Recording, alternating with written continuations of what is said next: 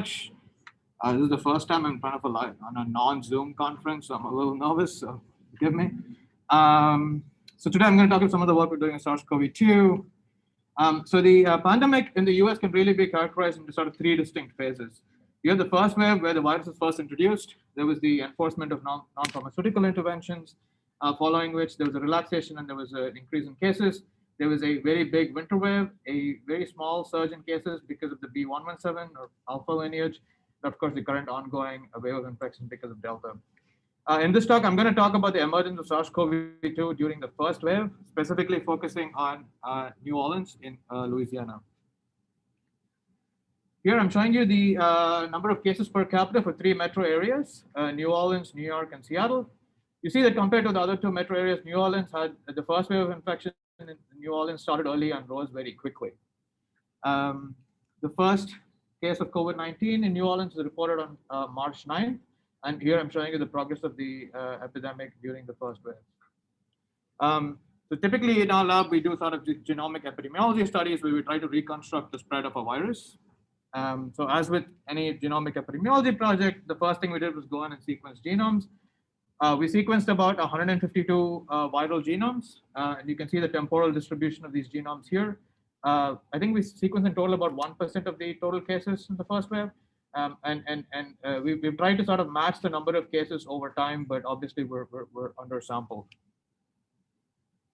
So using these 152 genomes, right off the bat, what you see is that these genomes are genetically very similar.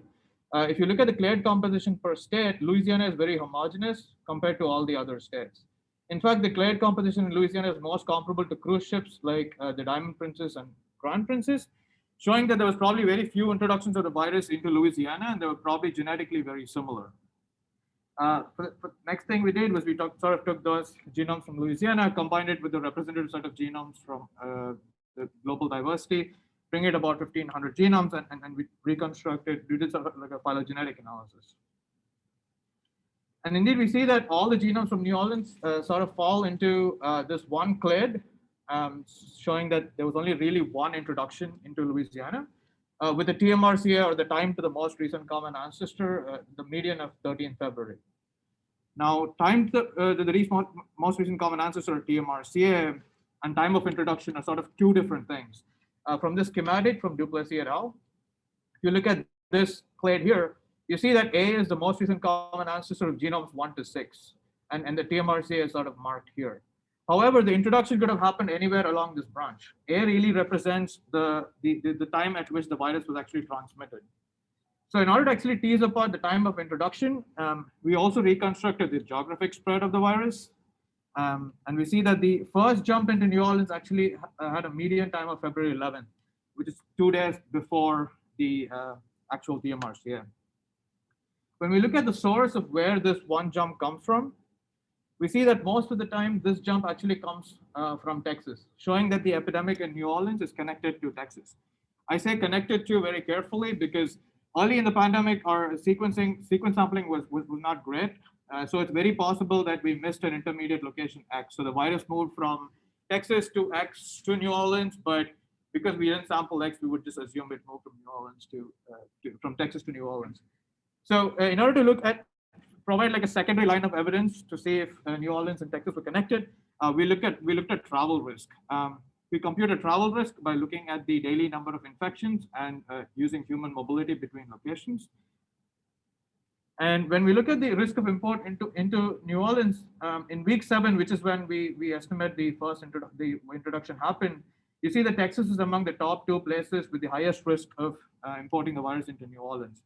Sort of showing that it's most plausible that the virus in New Orleans was sort of imported from Texas.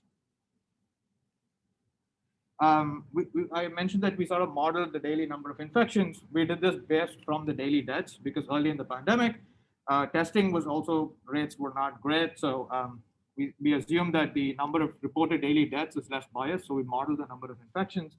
You see a similar picture compared to the reported cases. Here I'm comparing the daily infections with New Orleans with other metro areas. You see that compared to the other metro areas, you see that the first wave started early and rose very quickly, with the exception of New York. Now, New York being a big international hub and much more densely populated, is probably why the New York is sort of an outlier here. But the one event that sort of sets New Orleans apart from all these other metro areas is Mardi Gras. As you all very well know, Mardi Gras happens every year, and in 2020 there was Mardi Gras happened. The main parade happened on February 25th, and at the time there was no travel advisory, so the event happened as usual, and it draws over 1 million visitors from across the U.S. And indeed, when we look at the time of introduction, we see that there's a 98% probability that the virus was actually introduced before that big parade on February 25th. In addition to this, you see that there is an increase in travel coming from Texas into New Orleans during the week of Mardi Gras. So you have a scenario where the virus was spreading undetected in New Orleans. You had a lot of travel coming in, like a big event like Mardi Gras.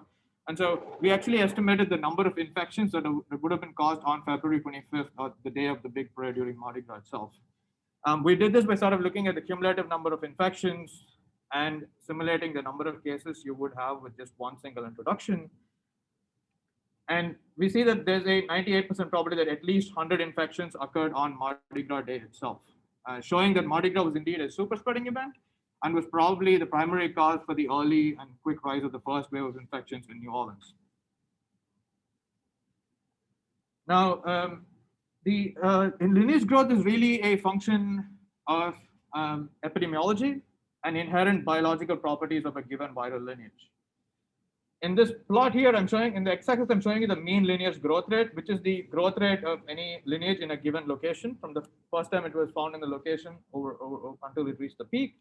On the y-axis, I'm showing you the normalized genetic distance, which is the total genetic distance occupied by sequences belonging to each lineage in a location on a global phylogeny, divided by the total number of sequences. So it's really sort of like a normalized genetic diversity metric. So you see that the two lineages in New Orleans, B1595 and B.1, fall squarely into this bottom right quadrant here. This quadrant is represented by low genomic diversity, but a very high growth rate. More interestingly, we see that the B117 lineage in the UK, this was alpha or a known variant of concern, also falls into this quadrant. Now, B117 is known to be 40 to 50% more transmissible than previously circulating lineages. But B.1 and B.595 do not inherently possess any such phenotype. This basically shows you that a super spreading event can actually elevate the growth rate of a lineage almost to the point that it is similar to a variant of concern. And I think this is really important given that we're trying to control the Delta wave of infections right now. The next thing we looked at was, so in Louisiana, the epidemic really had sort of three distinct peaks. We only talked about the first wave here, but if you look at the lineages in the second and third wave, we see that 40% of the lineages from the second wave and about 15% from the third wave all descend directly from lineages found in the first wave, showing that the first wave of infections in Louisiana had sort of like a lasting impact in Louisiana almost even a year later. Finally, we looked at sort of we go back to the geographic reconstruction and we look at the export of the virus. So from New Orleans, where did the virus really go to? We see a significant number of viral jumps going from New Orleans into Texas, Shreveport, another city in Louisiana, other parts of Louisiana and Florida. In particular, I want to draw your attention to Mississippi, where at the time we only had about 6 genomes from Mississippi during the first wave, and all 6 of them sort of came clustered along with sequences that were found in New Orleans. Looking at the travel risk, we see that most states like Texas, Alabama, Florida all have like between a 30 to 40% risk of actually importing the virus from New Orleans. But Mississippi consistently had a risk about between 50 and 60%, sort of showing that New Orleans was really a major source of the epidemic in Mississippi. So I hope I've convinced you that, sort of analyzing genomic and epi data and mobility data under one framework can really help you characterize an outbreak really well. With that, I want to thank collaborators who shared data with us, Gary Lab at Tulane, Jeremy and Bond from LSU and UPIT, folks at Bioinfo Experts. The Gardner Lab helped us with some of the mobility data. Philippe and Mark were critical in sort of setting up some of the phylogenetic analysis. Mark Zeller and Katie were co-authors with me on the paper, and Christian and Mark who guided the whole study. And with that, I'm done. And I do